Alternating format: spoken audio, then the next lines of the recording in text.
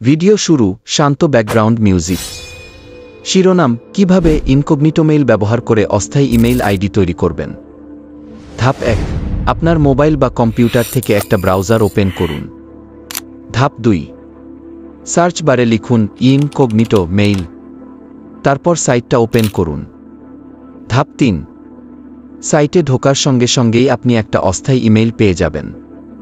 মজার ব্যাপার হলো, এখানে কোনো রেজিস্ট্রেশন লাগে না। ধাপ 4, এই ইমেইলটা কপি করে আপনি যে কোনো জায়গায় ব্যবহার করতে পারেন, যেখানে আপনি নিজের আসল ইমেইল দিতে চান না।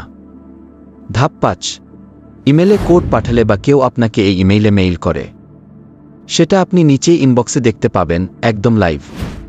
পরামর্শ, এই ইমেইল কিন্তু সাময়িক, কিছু সময় পরেই এটা মুছে যাবে, তবে চাইলে +ই বাটনে ক্লিক করে নতুন একটা ইমেইল নিতে পারবেন।